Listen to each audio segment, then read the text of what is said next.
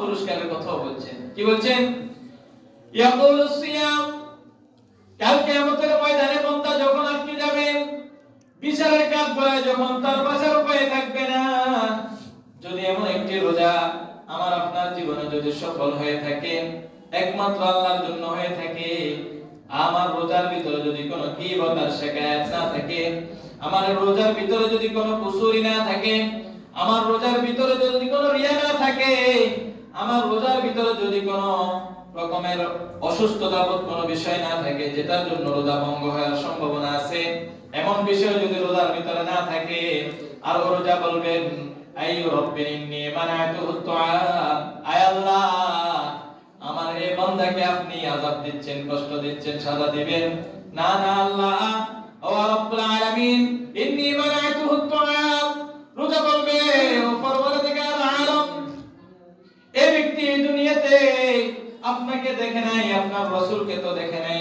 জান্নাত দেখে নাই, জাহান্নাম দেখে নাই, আমি রাসূলকেও তো দেখে নাই, শুনি শুনি বিশ্বাস করছে, এবং সে এক ইচ্ছা করলে অনেকগুলা খানা তার সামনে ছিল, খাইতে পেত, সে খায় নাই। মানাতুহু তুআম, দিনের বেলায় সে ইচ্ছা করলে খাইতে পেত, তার সামনে হালাল দ্রব্যের অভাব ছিল না, সে খায় নাই।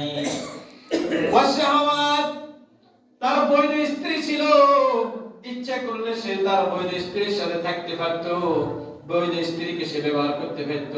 রব্বুল আলামিন আপনি বৈধ করে দেওয়া সত্ত্বেও আপনার এই বান্দা আমি রোজাকে সম্মান করে, আমি রোজাকে যত্ন করে, মায়া করে, আদর করে, যত্ন করে, মহব্বত করে, আপনার বিধানকে পালন করে রব্বুল আলামিন, আমি তো সেই রোজা আপনি আপনার এই বান্দাকে আযাব দিতে পারেন না। সুবহানাল্লাহ। এই কাল কিয়ামতের ময়দানে রোজাদারের জন্য রোজা কাল কিয়ামতের ময়দানে সুপারিশ করবে।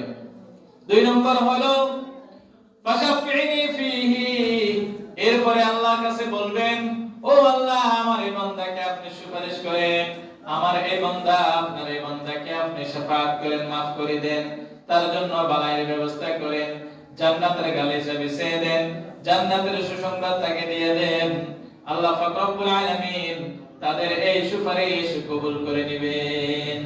قال رسول الله صلى الله عليه وسلم الصيام لي، রাসূল সাল্লাল্লাহু আলাইহি ওয়াসাল্লাম as-সাওম লি, রোজা হলো আমি আল্লাহ পাক রব্বুল আলামিনের জন্য, আর আমি এই রোজার প্রতিদান নিজে হাতে দেব।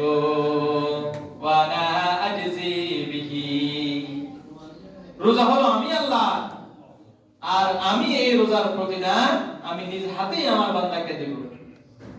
সুবহানাল্লাহ, এই প্রতিদান আর কি?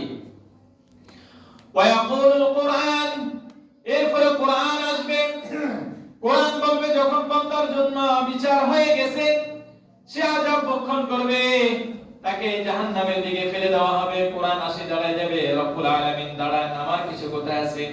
কোরআন বলবে মানাতুহুন নাওম, ও আল্লাহ সারা দিন বান্দা রোজা ছিল, ক্লান্ত ছিল, সামাজিক পারিবারিক ক্ষেত খামারে অনেকগুলা কাজ করছে, অফিস আদালত করছে, কর্ম করছে, পরিবার পরিজনের জন্য এত কষ্ট করার সত্ত্বেও আমি আল্লাহ পাক রব্বুল আলামিনের মহাগ্রন্থ আল কোরআন যিনি তা অবতীর্ণ করেছেন, রব্বুল আলামিন মানাতুহুন নাওমা বিল্লাইল, রাতের বেলা সে জাগন থেকে থেকে কোরআন তেলাওয়াত করছে, তারাবির নামাজের ভিতরে হাফেজ সাহেবরা কোরআন তেলাওয়াত করছে, অনেক দেরি হয়ে গেছে, লম্বা সময় হয়ে গেছে, ইচ্ছা করলে সূরা তারাবিও পড়তে পারতাম, অল্প কিছুক্ষণ সময় লাগতো, কিন্তু না, আমি তোমার কোরআনকে মহব্বত করার কারণে, তোমার রাসূল উপর অবতীর্ণ সেই কোরআনকে ভালোবাসার কারণে সে দাঁড়িয়ে দাঁড়িয়ে দীর্ঘক্ষণ পর্যন্ত কোরআন শুনছে।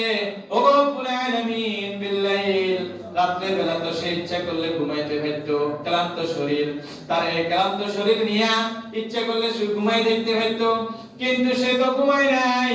ও রব্বুল আলামিন ফাশাফিনি ফিহি বিল্লাইল ফায়ুশাফা, রব্বুল আলামিন আমি তার জন্য সুপারিশ করতেছি, আমি তো আপনার সেই কোরআন, যে কোরআন আপনি জাবালে নূরের ভিতর অবতীর্ণ করেছিলেন, সর্বপ্রথম আমাদের রাসূলের উপরে রব্বুল আলামিন আমি সেই কোরআন তাকে সে মহব্বত করত, ভালোবাসতো। দীর্ঘক্ষণ দাঁড়ায় দাঁড়ায় কোরআন শরীফ শুনছে এবং বাড়িতে গিয়েও বসে বসে সব কিছু অবসর রাখিয়া কোরআন তেলাওয়াত করছে। আমি সেই কোরআন, ওগো রব্বুল আলামিন, আপনি আপনার এই বান্দাকে সাজা দিয়েন না, আযাব দিয়েন না, তাকে জান্নাতের ব্যবস্থা করে দেন। ফায়াশফানি, কোরআনের শাফাআত এবং সিয়াম এবং রোজার শাফাআত আল্লাহ পাক রব্বুল আলামিন কবুল করে নেবেন। সুবহানাল্লাহ। তাহলে আমরা এই রমজান মাসে অন্তত রোজা আর কোরআন, এই দুইটা জিনিসকে আমরা ছাড়বো না। কেননা দুইটা জিনিসের দাম আছে, মূল্য আছে। বাবা, রোজার এত মূল্য কেন হচ্ছে জানেন নাই? এত দাম রোজার কেন হচ্ছে? একমাত্র কোরআনের কারণে। কোরআনের কারণে রমজান হয়েছে, কোরআনের কারণে রোজা এত দামি হয়েছে, কোরআনের কারণে রোজাকে বলা হয়েছে এত দামি, রমজান মাসকে বলা হয়েছে আসিয়ামু বারাকাতুন। রমজান মাস হলো এমন বরকতপূর্ণ মাস।